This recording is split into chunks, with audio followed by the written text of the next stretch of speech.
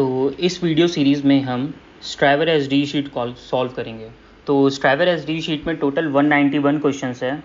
तो इसमें हर एक टॉपिक वाइज बहुत सारे क्वेश्चंस हैं। तो ये क्वेश्चंस हमारे लिए बहुत ही इंपॉर्टेंट है इंटरव्यू के लिए और हमारे आगे डीएसए जर्नी के लिए। तो इसमें सबसे पहला क्वेश्चन है एरे का सेट मैट्रिक्स 0। तो सबसे पहले हम इसे सॉल्व करते हैं। तो खुल जाए तो सेट मैट्रिक्स 0 जहाँ तक आप देख रहे हैं कि माइक्रोसॉफ्ट में, अमेज़ॉन में, फेसबुक में, एप्पल में, ब्लूमबर्ग में ये इतनी बार पूछा गया है, तो ये क्वेश्चन इंपॉर्टेंट है। तो इस क्वेश्चन में क्या है, सेट मैट्रिक्स 0। जैसे कि हमारे पास स्टार्टिंग में एक मैट्रिक्स मिलेगी, तो इस मैट्रिक्स में अगर कहीं पे भी 0 अगर हमें मिलता है तो उस पूरे रो में और पूरे कॉलम में हमें 0 0 एक मार्क करना है, और सेम ही मैट्रिक्स में हमें वो 0 0 मार्क करना है। जैसे कि एग्जाम्पल 2 में इस जगह पे 0 है तो इसके पूरे रो में हमें 0 करना है, पूरे कॉलम में हमें 0 करना है। सेकंड 0 यहाँ पर है तो इसके कॉलम में और इसके रो में, ये हमारा आंसर है। एक और एग्जांपल से देखते हैं। जैसे कि हमारे पास ये एग्जांपल है, तो इस मैट्रिक्स में 0 कहाँ कहाँ एग्जिस्ट करता है, यहाँ पर एग्जिस्ट करता है, यहाँ पर एग्जिस्ट करता है और यहाँ पर एग्जिस्ट करता है। तो हमारा सबसे पहले 0 कहाँ पे इनिशियल मैट्रिक्स में मिलता है, यहाँ पे मिलता है। तो इसके पूरे रो में हम क्या करेंगे, 0 0 मार्क कर देंगे, 0 0 0। और उसके कॉलम में भी हम 0 0 मार्क कर देंगे, ये 0 0। सेकंड 0 कहाँ पे मिलता था, यहाँ पर, तो उसके पूरे रो में हम 0 मार्क कर देंगे, 0 मार्क कर देंगे। और उसी के साथ साथ उसके कॉलम में भी हम 0 मार्क कर देंगे, 0 मार्क कर देंगे। थर्ड 0 कहाँ मिला था मैट्रिक्स में, यहाँ पर, तो इसके पूरे रो में हम 0 मार्क कर देंगे और इसके कॉलम में भी हम 0 मार्क कर देंगे। तो जो हमारा ये फाइनल आंसर होगा, हमें इस फाइनल आंसर को हमें यही हमारा आंसर होगा। उसी सेम मैट्रिक्स में हमें ये सॉल्व करके रिटर्न तो नहीं करना है, सेम मैट्रिक्स में हमें इसी को फाइनल आंसर बना के छोड़ देना है। ठीक है, तो इसे हम करेंगे कैसे? तो इसको करने के लिए हम कुछ स्टेप फॉलो करेंगे। सबसे पहले क्या, हम इनर मैट्रिक्स सॉल्व करेंगे। इनर मैट्रिक्स, जब हमारा इनर मैट्रिक्स सॉल्व हो जाएगा तब हम पहले रो को, पहले कॉलम को सॉल्व करेंगे। तो इसके लिए हमारा अप्रोच क्या होगा, और इस क्वेश्चन को करने के बहुत सारे अप्रोचेस हो सकते हैं, तो मैं सबसे बेस्ट अप्रोच फॉलो कर रहा हूँ इस क्वेश्चन को सॉल्व करने के लिए। तो सबसे पहले हम पहले रो और पहले कॉलम को नहीं सॉल्व करेंगे, सबसे पहले हम इनर मैट्रिक्स सॉल्व करेंगे। तो उसके लिए हमारा पहला स्टेप क्या होगा, पहला स्टेप ये होगा कि पहले रो और पहले कॉलम में हमें चेक करना है कि क्या 0 एग्जिस्ट करता है कि नहीं। तो पहले रो में क्या 0 एग्जिस्ट करता है, हाँ 0 एग्जिस्ट करता है। तो स्टार्टिंग में हम इसे 1 लेंगे, 1 इनिशलाइज करेंगे रो और कॉलम को। तो स्टार्टिंग में क्या पहले रो में हमारा 0 एग्जिस्ट करता है, हाँ, तो उसके जगह पे हम क्या कर देंगे, रो को 0 कर देंगे कि हाँ पहले रो में 0 एग्जिस्ट करता है। अब फर्स्ट कॉलम को देखते हैं, तो क्या यहाँ पे 0 एग्जिस्ट करता है, हाँ करता है, तो कॉलम को भी हम 0 कर देंगे मार्क। सेकंड में हम क्या करने वाले हैं, सेकंड हम करेंगे इनर मैट्रिक्स में कुछ करने वाले हैं। इनर मैट्रिक्स में हम क्या करेंगे, इनर मैट्रिक्स में 0 कहाँ कहाँ आ रहा है हम उसे ट्रैक करेंगे। जैसे इनर मैट्रिक्स में हमें क्या करना है, हमें ट्रैक करना है। किसे ट्रैक करना है कि कहाँ कहाँ पर हमारा 0 आ रहा है। तो जैसे कि हमारा इनर मैट्रिक्स में 0 इस जगह पर है, इस जगह पर हमारा 0 है, तो इसे हम ट्रैक करेंगे। इसके हम कॉलम में, इसके हम रो में, दोनों जगह 0 मार्क कर देंगे। ये हमारा रो नंबर 2 हो गया, कॉलम नंबर 1 हो गया। तो मतलब यहाँ पे अगर हमें 0 मिला था तो इसके रो में, इसके कॉलम में हम 0 मार्क कर देंगे। अगर जैसे कि हमें यहाँ 0 मिला होता तो इसके रो में हम यहाँ मार्क कर देते और इसके कॉलम में यहाँ, ये तो पहले से मार्क है। ठीक है, ये हमारा होने वाला है।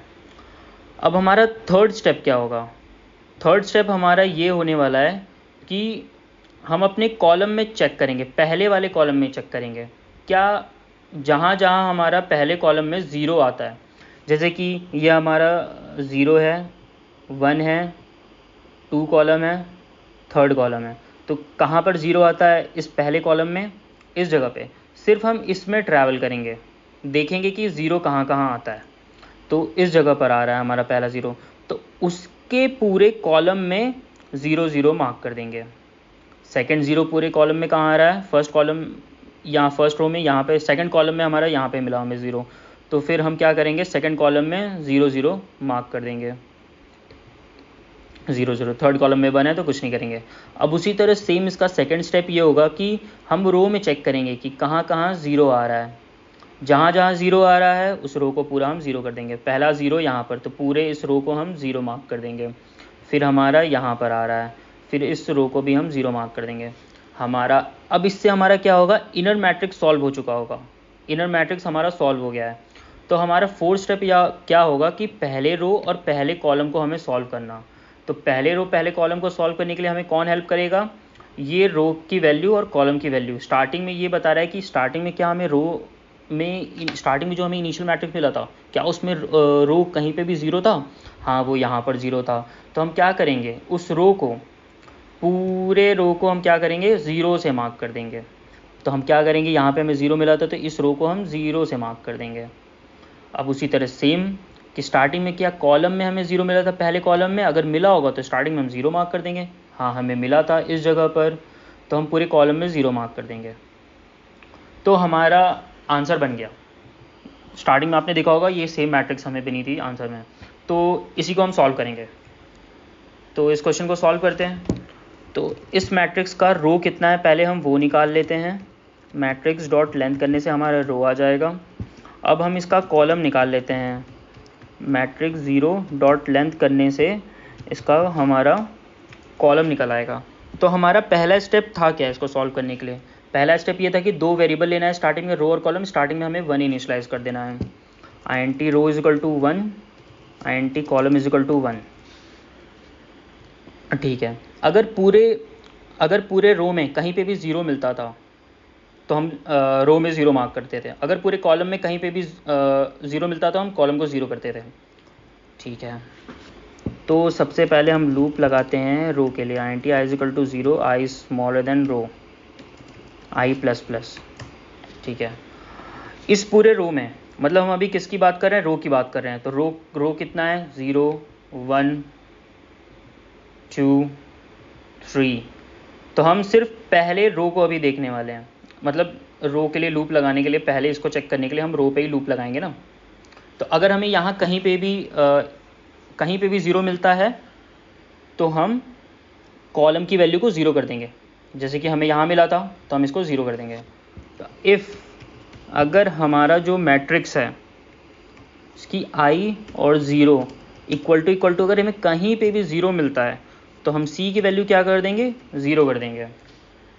जैसे कि अगर हम यहाँ पे लूप लगाते हैं, ठीक है, तो हमारा यहाँ पर मैंने i लिखा है तो i की वैल्यू बढ़ेगी। जैसे कि यहाँ पे 0 0 1 0 2 0 3 0। ठीक है, अब इसी तरह सेम हम क्या करेंगे, कॉपी करते हैं इसको, नेक्स्ट के लिए करते हैं। अब इसके लिए कॉलम के लिए लगेगा हमारा, अगर हमें कॉलम में कहीं पे भी ज़ीरो मिलता है तो हम क्या करेंगे, रो की वैल्यू को हम ज़ीरो कर देंगे। अब इसके लिए हमें यहाँ पे ज़ीरो करना पड़ेगा, यहाँ पे आई करना पड़ेगा। अब उसी तरह कॉलम में क्या 0 1 2 3, अगर हमें यहाँ कहीं पे भी ज़ीरो मिलता है तो हम रो की वैल्यू को ज़ीरो कर देंगे। तो इसके लिए स्टार्टिंग में 0 लिखा है, बाद में आई इंक्रीमेंट होता रहेगा, 0 0 0 1 0 2 0 3। 0 2 पे हमें 0 मिलता है तो हम रो की वैल्यू 0 मार्क कर देंगे। अब सेकंड हमारा स्टेप क्या था, ये तो हमारा सॉल्व हो गया। इनर मैट्रिक्स में हमें देखना है कि कहाँ पे ज़ीरो एग्जिस्ट करता है। जैसे हमारा यहाँ पे ज़ीरो एग्जिस्ट करता था तो उसके हम कॉलम में और रो में 0 मार्क कर देते हैं स्टार्टिंग में। ठीक है, तो इसको सॉल्व करने के लिए हम दो फॉर लूप लगाएंगे। int i is equal to 0, i smaller than row, i plus plus. For int j is equal to 0, j smaller than column, j plus plus. तो हम क्या करेंगे, अगर हमें इस मैट्रिक्स में कहीं पे भी अगर हमें ज़ीरो मिलता है तो उसके, जैसे कि हमें यहाँ 0 मिला था तो हम यहाँ पे 0 मार्क कर दे रहे थे, हम यहाँ पे 0 मार्क कर देते थे, हम सेम वही करेंगे। ठीक है, अगर हमें कहीं पे भी 0 मिलता है तो हम क्या करेंगे, उस मैट्रिक्स के रो में सबसे पहले हम 0 मार्क करते हैं।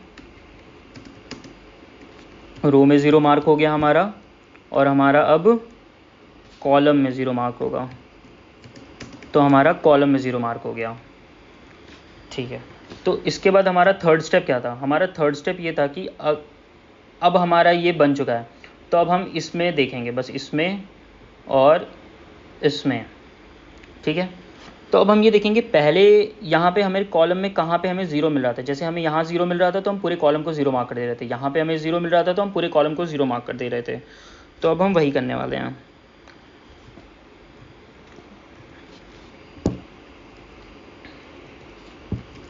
For int I is equal to 0, I smaller than column I plus plus, if matrix I 0, अगर हमें कहीं पे भी 0 मिलता है इसमें तो हम क्या करेंगे, रो में हम ट्रैवर्स करेंगे, j is equal to 0, j smaller than row, j plus plus.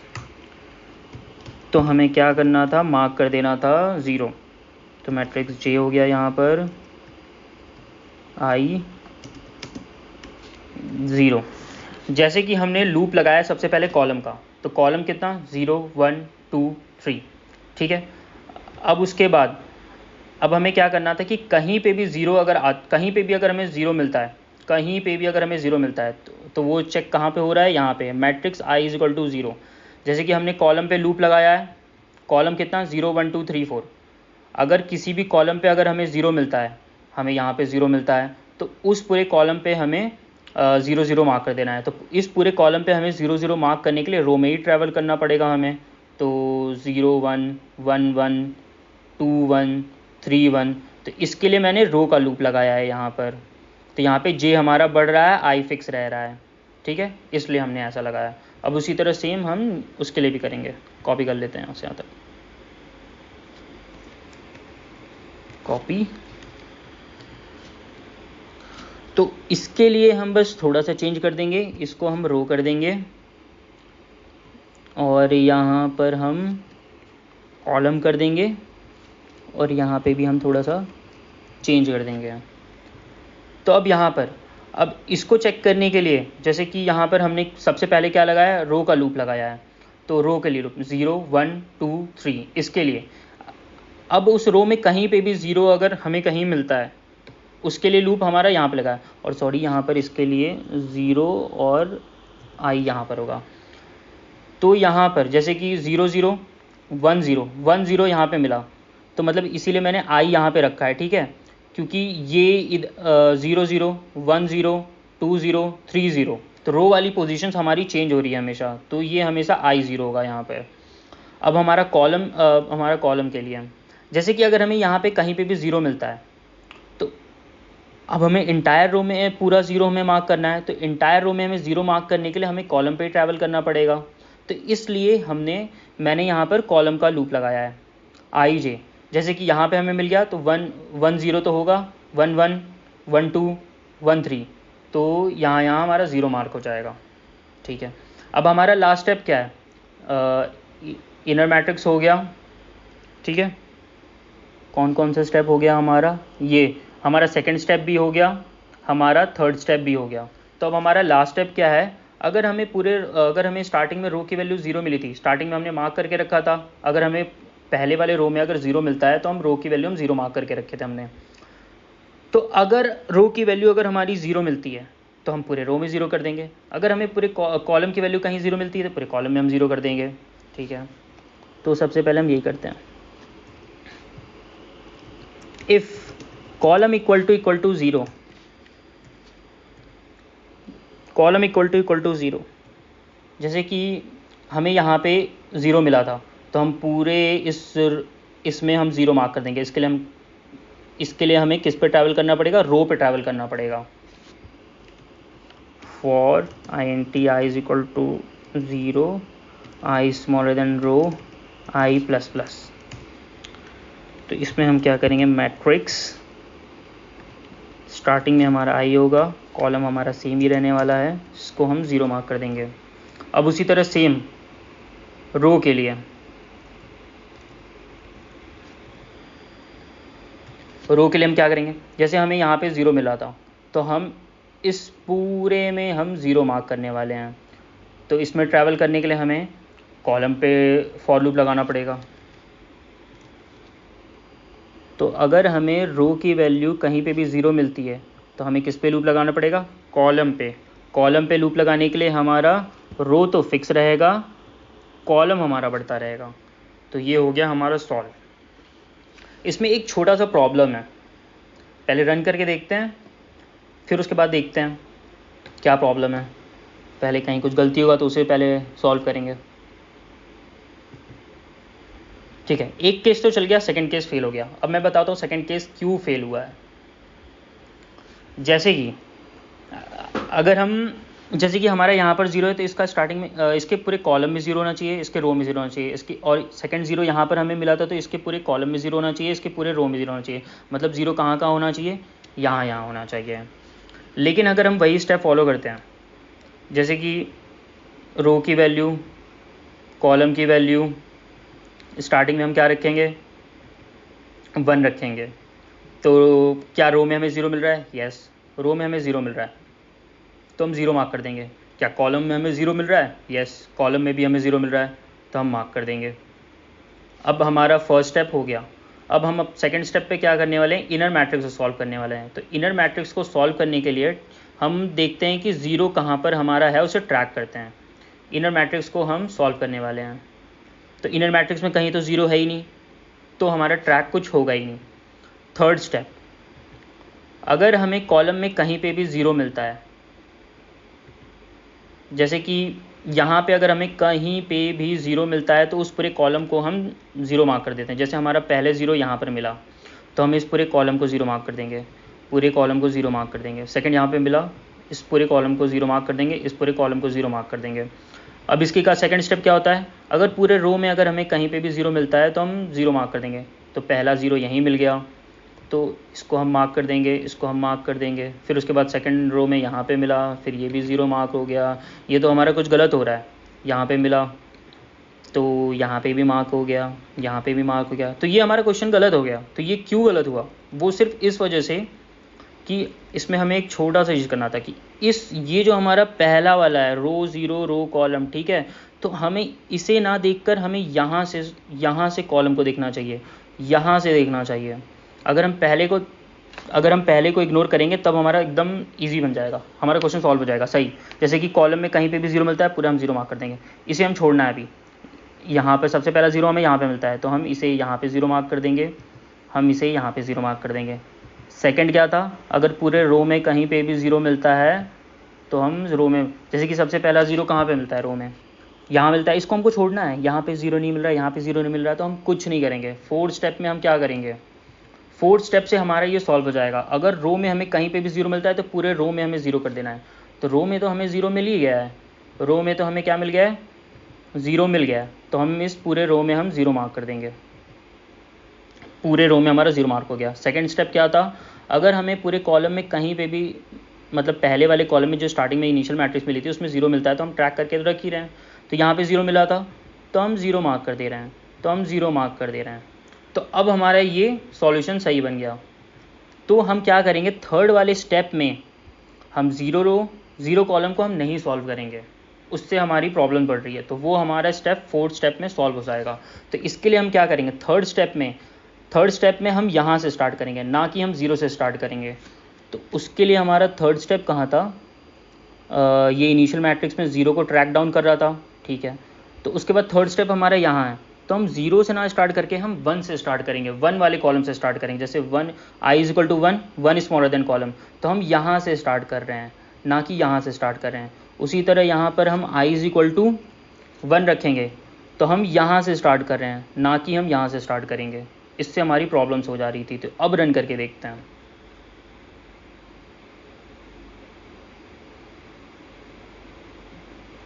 तो अब हमारे दोनों टेस्ट केस पास हो गए हैं, तो ये हमारे सही चल रहे हैं। So that's all, thank you, मिलते हैं नेक्स्ट वीडियो में।